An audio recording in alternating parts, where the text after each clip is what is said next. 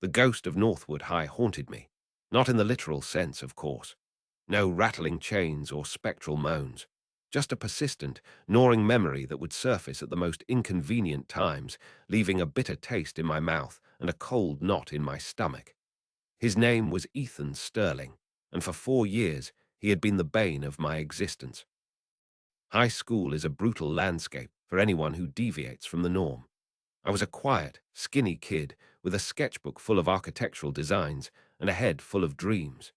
Ethan was the king of that landscape, a charismatic, cruel jock who moved through the hallways with an entourage of sycophants. He had a smile that could charm the teachers and a fist that was always ready to fly. And for some reason, he had chosen me as his personal punching bag. It started with small things. A shove in the hallway, a jeering comment about my nerdy drawings. But it escalated quickly. My locker was vandalized, my textbooks were accidentally thrown in the trash, and my lunch was a daily ordeal of verbal abuse. I tried to fight back once, a desperate, clumsy swing that earned me a black eye and a week of detention. After that, I just learned to endure it, to make myself as small and invisible as possible. The final, crushing blow came during the annual Arts and Sciences Fair. I had spent months pouring my heart and soul into a detailed model of a futuristic skyscraper, a testament to my passion for architecture. It was my ticket to a prestigious scholarship, a way out of my small town and into the world I had always dreamed of. I was so proud of it, so hopeful. Ethan, of course, couldn't let me have that. He and his friends, fueled by cheap beer and a sense of entitlement, crashed the fair. They stumbled around, laughing and shouting until they reached my display. Ethan leaned in close, a malicious glint in his eyes. "What's this, sketchpad?" he sneered, his breath hot and sour. "Your little dream house." Before I could react, he tripped, sending my model crashing to the floor. The delicate structure, the product of countless hours of painstaking work, shattered into 100 pieces. The crowd went silent. My heart shattered with it. Ethan just laughed, a cruel, barking sound that echoed in the cavernous gymnasium. "Oops," he said, not even bothering to sound apologetic. "Guess it wasn't built to last." I didn't get the scholarship. My confidence, already fragile, was in ruins. I spent the rest of my senior year in a haze of shame and anger, the ghost of Ethan's laughter following me everywhere I went. Years passed. I went to a state college, worked my way through, and eventually landed an internship at a small architectural firm. I was good at my job, but the ghost of Northwood High still lingered. I was hesitant to speak up in meetings, to share my more ambitious ideas. The fear of ridicule, of being torn down, was ingrained in me. But then something shifted. I was assigned to a project, a small art gallery, and for the first time I was given creative freedom. I poured all of my pent-up passion and frustration into the design, creating a space that was both beautiful and functional, a testament to the power of resilience. The project was a success, and it earned me a reputation as a rising star in the firm. One day, my boss, Mr. Davison, called me into his office. He was a stern, no-nonsense man with a keen eye for talent. "Hayes," he said, getting straight to the point, "I have a new project for you, the biggest one this firm has ever handled." He slid a file across his desk. The Sterling Tower, a massive multi-billion-dollar urban redevelopment project that would reshape the city's skyline. And the client, Sterling Corp., a name that sent a jolt of ice through my veins. Their new golden boy, Ethan Sterling, will be overseeing it personally, Mr. Davison continued, oblivious to the turmoil raging inside me. "I want you on the team. Your work on the gallery was brilliant. You have a way of seeing things others miss." I stared at the file, my mind reeling. Ethan, after all these years. The ghost of my past was not only back, but he was about to become my client. My first instinct was to run, to refuse the assignment, to do anything to avoid facing him again. But then, a different feeling began to bubble up from the depths of my anger and resentment. A cold, calculating rage. This was my chance. A chance to not just face my ghost, but to exorcise him once and for all. I had spent years being the victim. Now it was my turn to be the architect. The first project meeting was a surreal experience. The conference room was filled with a palpable sense of nervous energy. Ethan, older but with the same arrogant swagger, commanded the room with an easy confidence. He hadn't changed a bit. He was still the king, and we were all his loyal subjects. He didn't recognize me at first. I had changed, of course. I was no longer the scrawny, scared kid from high school. I was taller, more filled out, and I carried myself with a quiet confidence that I had painstakingly built over the years. I had also made a conscious effort to be as unremarkable as possible, dressing in a simple grey suit and keeping my head down, taking notes. His eyes finally landed on me, a flicker of recognition in their depths. A slow, dismissive smirk spread across his face. "Alex," he said, his voice dripping with condescension. "Alex, what was it?" "Alex Hayes, sir," I replied, my voice steady, betraying none of the emotion churning inside me. "Right, Hayes," he said, the smirk widening. "You were always drawing things, weren't you? Funny, I never pictured you building anything real." The room was silent. All eyes were on me. In that moment, I could feel the old fear, the old shame, trying to claw its way back to the surface. But I pushed it down, replaced it with a cold, hard resolve. I met his gaze, my own eyes unreadable. "I'm full of surprises," I said, my voice quiet but firm. He laughed, a short, dismissive sound. "We'll see about that," he said, and then he moved on, the moment forgotten. But I wouldn't forget. I couldn't forget. He saw the same scared kid from high school, the same easy target. He had no idea that the boy he tried to break had spent years rebuilding himself, piece by piece, into something stronger, something sharper. He thought he was in control. He was wrong. This was my design, and the first brick had just been laid. That night, I went back to my apartment and pulled out the blueprints for the Sterling Tower. I spread them out on my desk, the crisp paper stark white against the dark wood. I studied them for hours, my mind racing. I also pulled up every article I could find about Ethan Sterling, his lavish lifestyle, his reckless business decisions, his string of failed projects that were always swept under the rug by his father's money and influence. A slow, cold smile spread across my face. Every great structure has a fatal flaw, a weak point that, if exploited, can bring the whole thing crashing down. Ethan's was his ego, and I was about to use it as a wrecking ball. The ghost of Northwood High was about to get a taste of his own medicine, and I was going to enjoy every second of it. The architect of his payback was here, and I was ready to get to work. The first few weeks on the Sterling Tower project were a masterclass in self-control. I adopted the persona of a diligent, unremarkable architect, the kind of person who fades into the background. I kept my head down, spoke only when spoken to, and made sure my work was competent but never brilliant enough to draw attention. It was a galling charade, but a necessary one. Ethan, true to form, barely acknowledged my existence, treating me with a casual disdain that fueled the fire of my resolve. My days were spent in the sterile, glass-walled conference rooms of Sterling Corp, surrounded by the nervous energy of a team desperate to please their arrogant young leader. My nights were spent in my apartment, poring over the project's schematics, financial reports, and internal communications. I was a ghost in the machine, a silent observer with a front-row seat to Ethan's empire of deceit. It didn't take long to discover that Ethan was not just a bully, but a fraud. He had skated through life on his family's name and money, leaving a trail of failed projects and disgruntled partners in his wake. The Sterling Tower was his last chance to prove himself, a vanity project of epic proportions that was already riddled with problems. The budget was a work of fiction, the timeline was a joke, and the design, while superficially impressive, was a house of cards built on a foundation of cut corners and shoddy materials. Ethan, in his infinite arrogance, had approved a number of cost-cutting measures that were not only unethical but downright dangerous. He was using substandard steel, ignoring safety regulations, and lining his own pockets with kickbacks from contractors. It was a treasure trove of self-destruction, and I was the only one who had the map.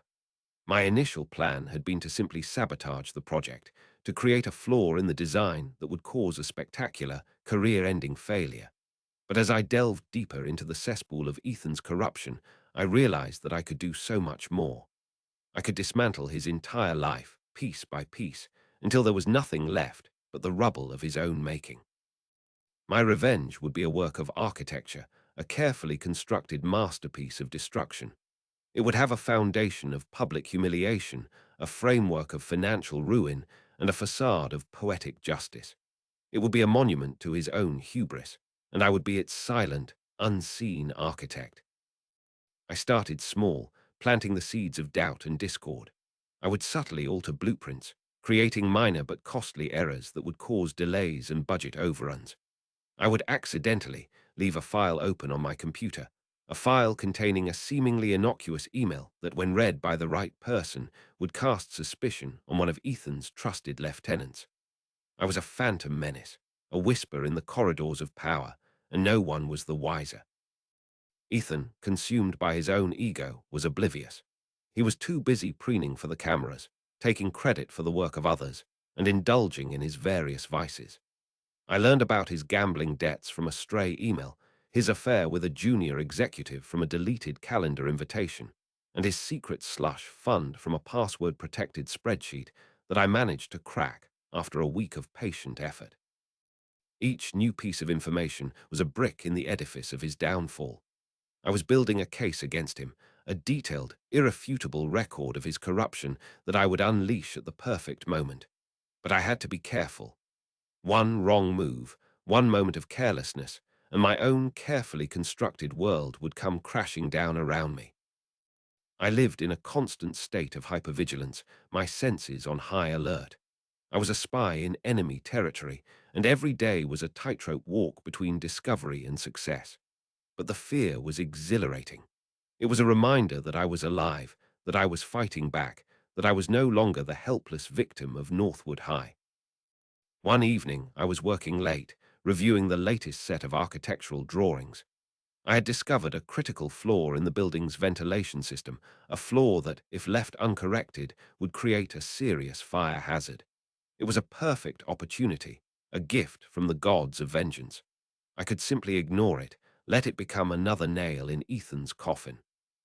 But then I thought about the people who would work in that building, the innocent lives that would be put at risk, and I knew I couldn't do it. My revenge was against Ethan, not against the world. I would not become the monster I was trying to destroy. I corrected the flaw, but I did it in a way that would make it look like I was covering for someone else's mistake. I left a digital trail that pointed to one of Ethan's most incompetent cronies, a man who was already on thin ice. It was a calculated risk, but it paid off. The crony was fired, Ethan was forced to admit a minor setback, and I remained in the shadows, my hands clean. It was a turning point for me. I realized that my revenge was not just about destruction. It was about justice. It was about holding Ethan accountable for his actions, for the pain he had caused me and countless others. It was about creating a world where people like him didn't get to win. As I sat in my apartment that night, surrounded by the blueprints of my revenge, I felt a sense of clarity and purpose that I had never experienced before. I was no longer just a victim seeking retribution. I was an agent of change, a force for justice. I was the architect of a new world, a world where the bullies and the tyrants would be held to account. The blueprint was complete, the foundation was laid. The next phase of my plan was about to begin, and I was ready. I would be the Trojan horse, the hidden threat within the walls of Ethan's empire. And when the time was right, I would emerge from the shadows and burn it all to the ground. The next phase of my plan required a delicate touch. I had to be more than just a passive observer. I had to become an active agent of chaos, a saboteur hiding in plain sight. My weapon of choice was not a bomb or a virus, but something far more insidious, my architectural expertise. I would turn the Sterling Tower into a Trojan horse, a gleaming monument to Ethan's ego that was secretly designed to crumble from within. My first target was the building's HVAC system. It was a complex, state-of-the-art network of ducts, vents, and climate control units, a perfect place to hide a flaw that would go unnoticed until it was too late. I spent weeks studying the schematics, looking for a vulnerability, a weak point that I could exploit. I finally found it in the system's software, a loophole in the code that would allow me to create a cascade of malfunctions. I made the changes late one night, my fingers flying across the keyboard, my heart pounding in my chest. It was a small, elegant piece of code, a digital time bomb that would lie dormant until I chose to activate it. When the time was right, I could trigger a series of events that would turn the building's climate control system into a weapon of mass disruption. The heat would skyrocket in some areas, the air conditioning would blast Arctic winds in others, and the entire system would be thrown into a state of chaotic, unpredictable failure. It would be a symphony of discomfort, a subtle but effective way to tarnish the building's grand opening. Next, I turned my attention to the materials. Ethan, in his infinite wisdom, had insisted on using a new experimental type of glass for the building's facade. It was cheaper than the traditional, time-tested alternatives, but it was also unproven, and as I discovered after some discreet research, prone to cracking under certain atmospheric conditions. It was another gift from the gods of vengeance, and I was not about to let it go to waste. I couldn't simply swap out the glass. That would be too obvious. Instead, I manipulated the procurement orders, subtly altering the specifications to ensure that the glass we received was from a batch that was particularly susceptible to failure. I also made sure that the installation process was rushed and sloppy, with a few key support structures being ever so slightly misaligned. It was a recipe for disaster, a ticking time bomb that would turn the building's gleaming facade into a spiderweb of cracks and fractures. My most audacious act of sabotage, however, was reserved for the building's core structure. The Sterling Tower was designed to be a marvel of modern engineering, a testament to the power of steel and concrete. But I knew that even the strongest structure could be brought down by a single, well-placed flaw. My flaw was a series of strategically placed, almost invisible weaknesses in the building's support beams. I used a sophisticated computer modeling program to identify the precise points where a small, almost undetectable reduction in the steel's tensile strength would have the most catastrophic effect. I then used my position on the project to ensure that these weakened beams were used in the most critical areas of the building's structure. It was a high-stakes gamble, a move that could have easily backfired, but I was confident in my calculations. The building wouldn't collapse, not in a way that would cause any real harm, but it would fail. It would sag and groan and crack under its own weight, a pathetic, embarrassing monument to Ethan's incompetence. It would be a slow, agonizing death, a public execution of his career and his reputation. Throughout this all, I maintained my meek, unassuming facade. I was the quiet one in the corner, the one who always had a pencil behind his ear and a look of intense concentration on his face. Ethan, when he bothered to notice me at all, would occasionally throw a condescending remark my way, a casual reminder of our shared history. I would simply smile and nod, my mind a whirlwind of calculations and deceptions. His arrogance was my shield, his blindness my greatest asset.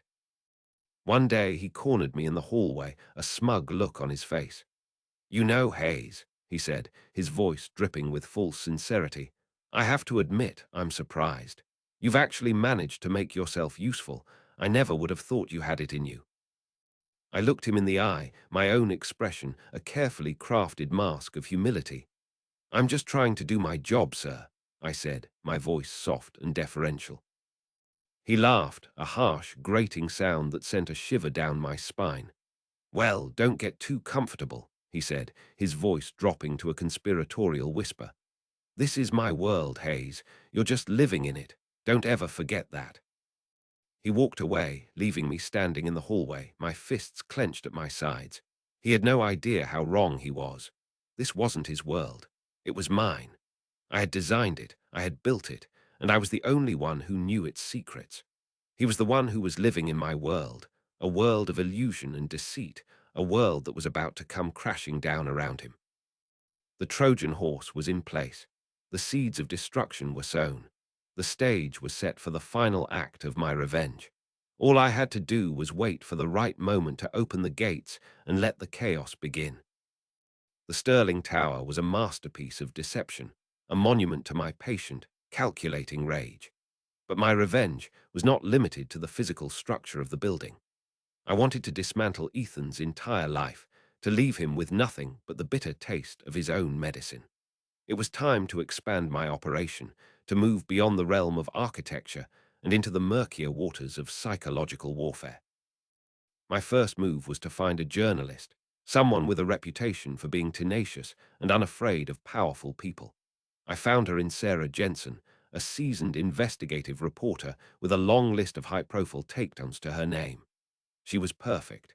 I created an anonymous email account and sent her a cryptic message, a single sentence that was designed to pique her interest.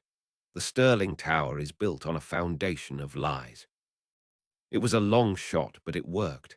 Sarah, intrigued by the mystery, replied within hours. "Who is this?" she asked. "And what kind of lies are we talking about?" Thus began a clandestine correspondence, a digital dance of secrets and revelations. I was careful to never reveal my identity, to never give her enough information to trace the leaks back to me. I was a ghost in the machine, a disembodied voice whispering in her ear, feeding her a steady stream of information about Ethan's corruption. I started with the small stuff, the minor building code violations, the doctored safety reports.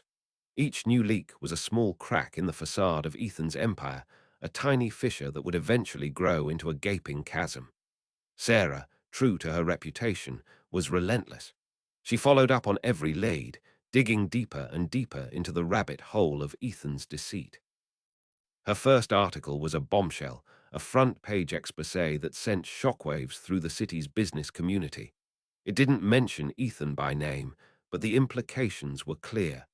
The Sterling Tower project was in trouble, and someone was cutting corners.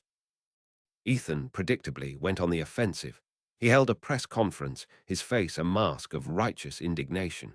He denied everything, of course, blaming the article on disgruntled employees and jealous competitors. He was a master of deflection, a virtuoso of victimhood. But the seeds of doubt had been sown, and the public was watching. I continued to feed Sarah information, each new leak more damaging than the last. I told her about the substandard steel, the faulty wiring, the secret slush fund. I gave her names, dates, and documents, a mountain of evidence that was impossible to ignore. With each new article, the pressure on Ethan mounted. His investors grew nervous, his partners began to distance themselves, and his father, the man who had always been his staunchest defender, started to question his son's judgment. It was a slow, agonizing process, a death by 1,000 cuts. I was a puppeteer, pulling the strings from the shadows, watching as Ethan danced to the tune of my revenge. I took a perverse pleasure in his growing paranoia, in the way he would eye his own employees with suspicion, wondering who among them was the traitor. He became a tyrant in the office, his already volatile temper flaring at the slightest provocation. He would fly into a rage over minor setbacks, his voice echoing through the hallways as he berated his subordinates for their incompetence. The atmosphere in the office became toxic, a breeding ground of fear and resentment. His own team was turning against him, and he was too blind to see it. One day he called a mandatory all-hands meeting, his face pale and drawn. He stood before us, a man on the verge of a nervous breakdown. "I know there's a mole in this company," he said, his voice trembling with a mixture of anger and fear. "And I will find out who it is. And when I do, I will make them pay." He looked around the room, his eyes lingering on each of us, searching for any sign of guilt or betrayal. When his gaze met mine, I held it for a moment, my own expression a carefully crafted mask of innocent concern. He saw nothing, of course. He was looking for a monster, a villain who was out to destroy him. He never would have suspected that the architect of his downfall was the quiet, unassuming kid he had tormented in high school. My revenge was no longer just about the past. It was about the present. It was about the abuse of power, the culture of corruption, the way that men like Ethan were allowed to fail upwards, to leave a trail of destruction in their wake with no consequences. I was not just avenging my own pain. I was fighting for everyone who had ever been a victim of his arrogance and cruelty. The web of deceit was closing in around him. The media was in a frenzy, the investors were in revolt, and his own father was on the verge of disowning him. He was a man on an island, surrounded by a sea of his own making, and the tide was rising. The final phase of my plan was about to begin. The Sterling Tower was nearing completion, its gleaming facade a monument to my deception. The grand opening was just a few weeks away, and it was going to be a night to remember. It would be the culmination of my revenge, the final, explosive act in a drama that had been years in the making. I had one last card to play, one final secret to reveal. It was the most damaging piece of information I had, a secret that would not only destroy Ethan's career, but would also shatter his personal life. It was a secret that I had been holding in reserve, waiting for the perfect moment to deploy it. The stage was set. The actors were in place. The audience was waiting. The architect of payback was about to bring the house down. The walls were closing in. My carefully constructed world of deception was beginning to feel less like a fortress and more like a cage. Ethan, in a desperate, last-ditch effort to save himself, had hired a security consultant, a woman with a reputation for being as ruthless as she was effective.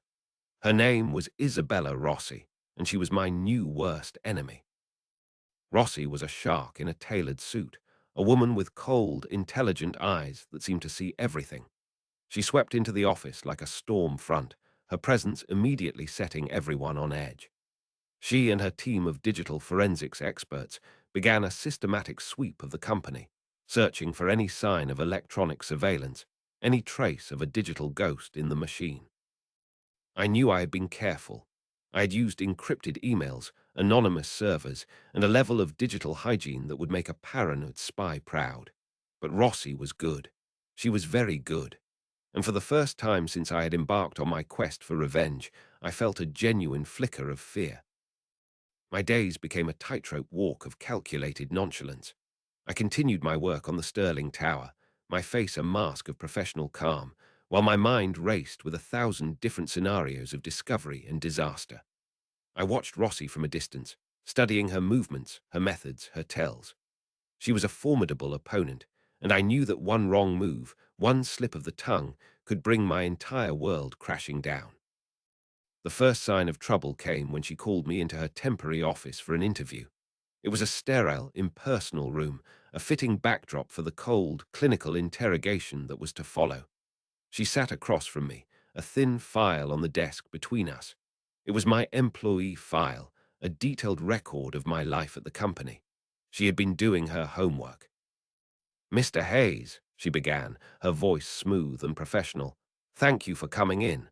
I just have a few routine questions for you."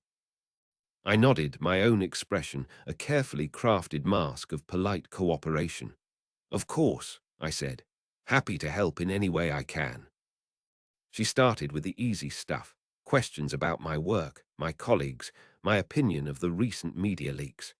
I gave her the same bland, non-committal answers I had given everyone else.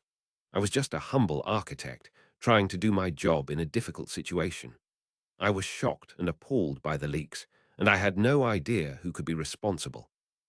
She listened patiently, her eyes never leaving my face.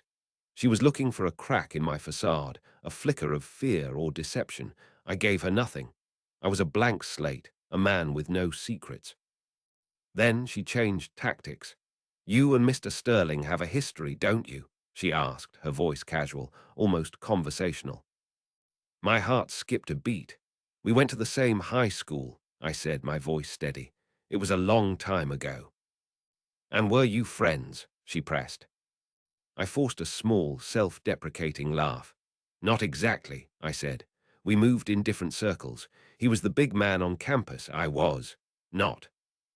She smiled, a thin, humorless expression that didn't reach her eyes. "I see," she said. "And how would you describe your relationship with him now?" "Professional," I said, my voice firm. "He's my boss. I respect his position." It was a lie, of course, but it was a plausible one, and it was the only thing standing between me and a one-way ticket to a federal prison. She continued her questioning for another hour, her inquiries becoming more and more pointed, more and more personal. She asked about my finances, my social life, my internet browsing history. She was on a fishing expedition, casting a wide net in the hopes of catching something, anything, that would confirm her suspicions. I held my ground, my answers becoming more and more curt, my patience wearing thin.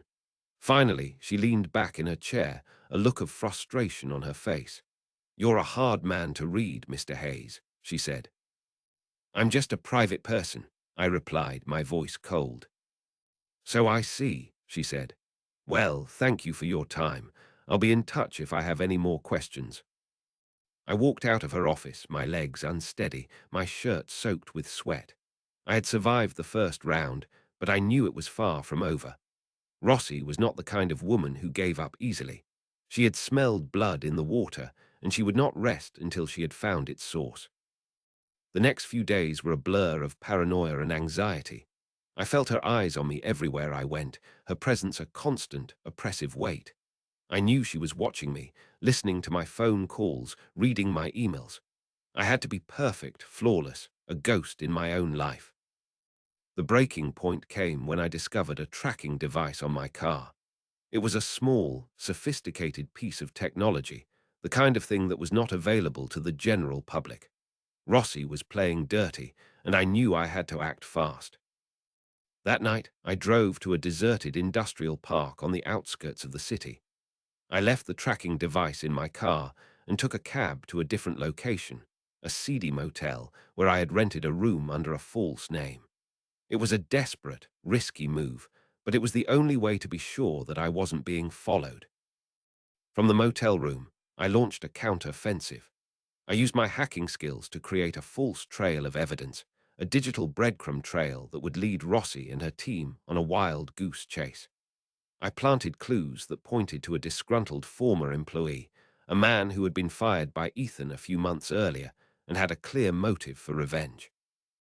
It was a dangerous game, a high-stakes gamble with my freedom on the line, but it was a game I had to play. I was not going to let this woman, this hired gun, destroy everything I had worked for. I was not going to let Ethan win. The next morning, I returned to my car, removed the tracking device, and drove back to my apartment as if nothing had happened. A few days later, I heard through the office grapevine that the investigation had a new lead. They had found their man, the disgruntled former employee. He was arrested, charged with corporate espionage, and quickly became the new focus of the media firestorm. I was safe for now, but the experience had changed me. The fear, the paranoia, the constant threat of discovery had stripped away the last vestiges of my old self. The quiet, unassuming architect was gone, replaced by a colder, more ruthless version of myself. I was no longer just seeking revenge. I was at war, and I was determined to win, no matter the cost. The setback had been a wake-up call. It had reminded me that I was not invincible, that my enemies were powerful and resourceful. But it had also made me stronger, more determined, more willing to do whatever it took to achieve my goal. The final act of my revenge was about to begin, and I was ready. There would be no more mistakes, no more second chances. There would only be the final, glorious implosion of Ethan Sterling's world, and I would be there to watch it burn. The day of the grand opening dawned bright and clear, a perfect, cloudless sky that seemed to mock the storm that was about to break. The Sterling Tower, a gleaming monument to my deception, stood tall against the city's skyline, a beacon of corporate arrogance and a tombstone for a man who was already dead and just didn't know it yet. I had spent the last few weeks in a state of feverish, obsessive preparation. I had gone over every detail of my plan, every line of code, every structural weakness, every piece of incriminating evidence. I was a conductor on the verge of a symphony, a mad scientist about to unleash his creation upon an unsuspecting world. There was no room for error, no margin for mistakes. This was the final cut, the culmination of years of pain, anger, and meticulous planning. My first order of business was to ensure that all my traps were in place. I did a final diagnostic on the HVAC system, confirming that my digital time bomb was still active and ready to be detonated. I reviewed the latest stress tests on the building's facade, a small, cruel smile playing on my lips as I saw the microscopic fractures that were already beginning to form in the experimental glass. I even managed to get a final look at the weakened support beams, my heart pounding in my chest as I saw the almost imperceptible sag in the structure, a secret that was known only to me. But the centerpiece of my revenge was not the building itself. It was the final, personal blow that I had prepared for Ethan, a revelation that would not only destroy his career, but would also shatter his personal life. It was a secret that I had unearthed during my deep dive into his digital life, a secret that was so dark, so damning, that it had taken even me by surprise. Ethan, it turned out, had a secret that went far beyond his gambling debts and his affair with a junior executive. He had a child, a son he had fathered with a woman he had callously discarded years ago. He had never acknowledged the boy, never paid a dime of child support, and had even gone so far as to threaten the mother into silence. It was a level of cruelty that was shocking even for a man like Ethan, and it was the perfect weapon for my final assault. I had spent weeks tracking down the mother and child, a difficult and delicate task that had required all of my cunning and resourcefulness. I found them living in a small, run-down apartment on the other side of the country, struggling to make ends meet. The mother, a woman named Maria, was hesitant to talk to me at first, her eyes filled with a mixture of fear and distrust. But when I told her what I was planning, when I showed her the evidence I had gathered against Ethan, her fear turned to a quiet, burning anger. She agreed to help me, to be the final, avenging angel in my drama of destruction.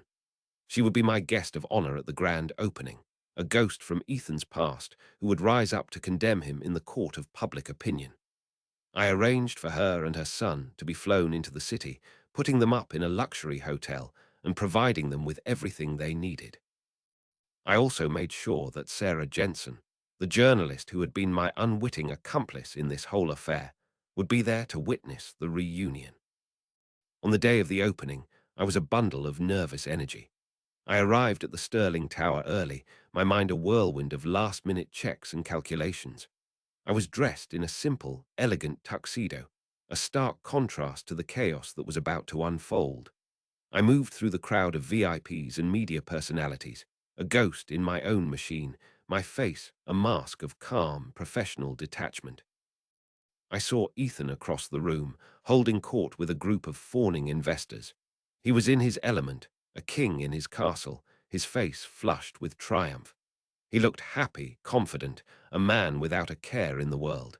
He had no idea that he was standing on a precipice, that the ground was about to give way beneath his feet. I made my way to the control room, a small, windowless space in the sub-basement of the building. It was the nerve center of the Sterling Tower, the place where I would orchestrate its downfall. I sat down at the console, my fingers hovering over the keyboard. The time was almost at hand. I had arranged for a live feed of the opening ceremony to be broadcast on a large screen in the control room. I watched as Ethan took the stage, his face beaming with pride. He began his speech, his voice booming through the cavernous lobby, his words a torrent of self-congratulatory nonsense. "The Sterling Tower is more than just a building," he declared, his arms spread wide. "It is a symbol of our city's future, a testament to the power of vision and determination. It is a monument to our success, a legacy that will stand for 1,000 years." I almost laughed out loud. 1,000 years. He would be lucky if it was still standing in 1,000 minutes. As he continued his speech, I began the sequence. I started with the HVAC system, my fingers flying across the keyboard as I activated the code I had planted so many months ago. The effect was immediate. The temperature in the lobby began to rise, slowly at first, then more rapidly. The air conditioning units began to blast hot air, turning the cavernous space into a sweltering sauna. The crowd grew restless, fanning themselves with their programs, their faces slick with sweat. Ethan, blinded by the stage lights and his own ego, didn't seem to notice. He just kept talking, his voice growing hoarse, his face turning a blotchy red. Next, I turned my attention to the building's facade. I activated a series of ultrasonic emitters that I had hidden in the walls, devices that would create a specific frequency that would exacerbate the microscopic cracks in the experimental glass. The effect was subtle at first, a faint, almost imperceptible groaning sound. But then, a single, hairline crack appeared in one of the massive panes of glass behind the stage. It was followed by another, and another, until the entire facade was a spiderweb of fractures, a beautiful, terrifying mosaic of destruction. The crowd gasped, their eyes drawn to the spectacle unfolding behind Ethan. He finally seemed to realize that something was wrong. He faltered, his words catching in his throat.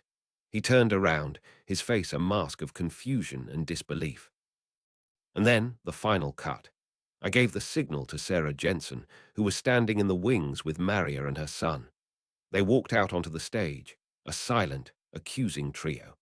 The cameras zoomed in on their faces, broadcasting their image on the massive screens that flanked the stage. Ethan stared at them, his mouth agape, his face drained of all color. He looked like a man who had just seen a ghost, and in a way he had. He had seen the ghost of his past, the ghost of his sins, the ghost of the man he had tried to be. The crowd was in an uproar, a chaotic symphony of shouts and questions. The media was in a frenzy, their cameras flashing, their microphones pointed at the stage.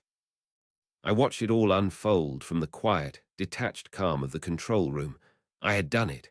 I had brought the house down. I had orchestrated the perfect revenge, a symphony of destruction that was as beautiful as it was terrible. I stood up, my work complete. I walked out of the control room and into the chaos of the lobby. I moved through the crowd, a silent, unseen observer, my face a mask of grim satisfaction. I had done it. I had exorcised my ghost. I had reclaimed my life. I walked out of the Sterling Tower and into the cool night air, leaving the wreckage of Ethan's life behind me. I was free. The architect of Payback had completed his masterpiece, and it was a thing of terrible, beautiful, and final beauty. The chaos in the lobby was a symphony of my own creation, a beautiful, terrible masterpiece of destruction. From the quiet detachment of the control room, I watched as Ethan Sterling's world imploded, the sound of his downfall a sweet, satisfying music to my ears. On the stage, he was a man broken, his face a mask of horror and disbelief. The woman, Maria, stood before him, her eyes filled with a righteous fury that had been simmering for years.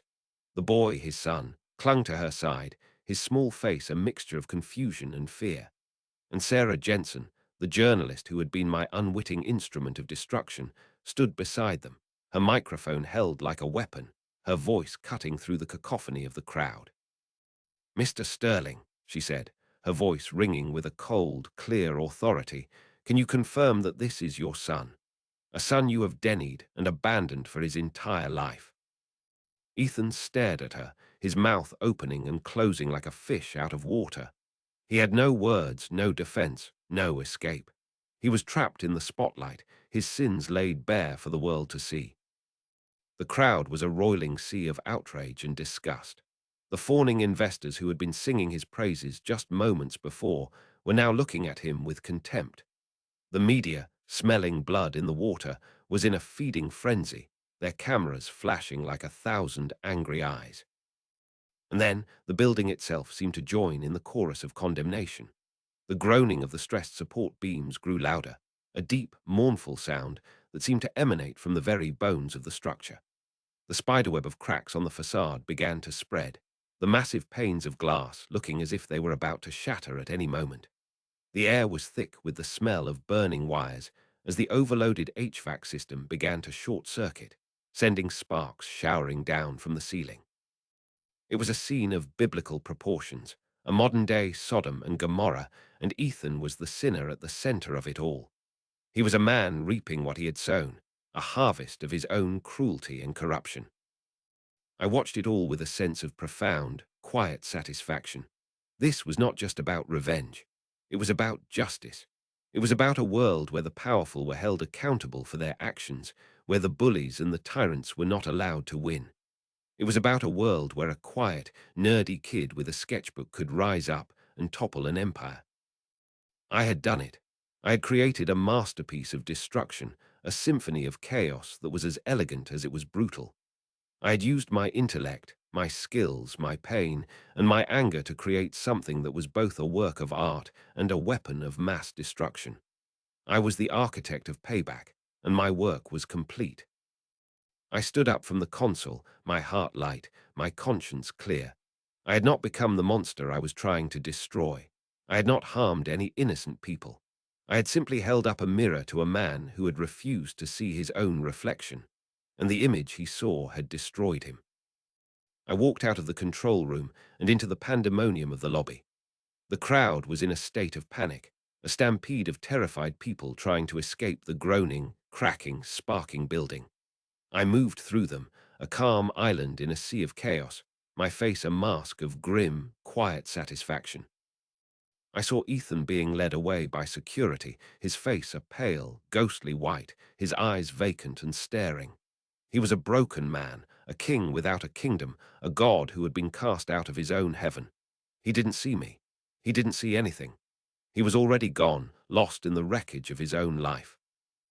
I walked out of the Sterling Tower and into the cool, clean air of the night.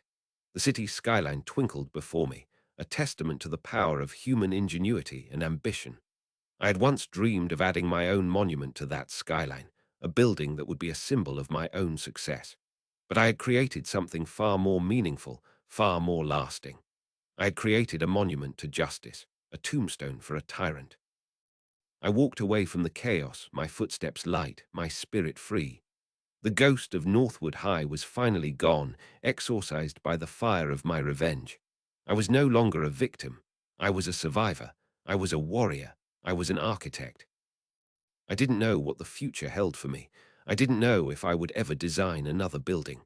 But I knew that I had finally found my voice, my power, my purpose. I had faced my demon, and I had won. The next morning, the headlines were screaming with the news of the Sterling Tower disaster. The story of Ethan's downfall was on every news channel, every website, every newspaper. He was a pariah, a villain, a cautionary tale. His father's company was in ruins, his family's name was a disgrace, and he was facing a mountain of lawsuits and criminal charges. I watched it all from the quiet anonymity of my apartment, a small, satisfied smile on my face. I had done it. I had gotten my revenge. But it was more than that. I had gotten my life back. I packed a small bag, my sketchbook, a few clothes. I left my apartment, my job, my old life behind. I walked out into the world, a free man, ready to start a new chapter, a new design. The architect of Payback was retired. It was time to build something new, something beautiful, something for myself. And for the first time in a long time, I was excited about the future. The ghost was gone. The slate was clean. The possibilities were endless.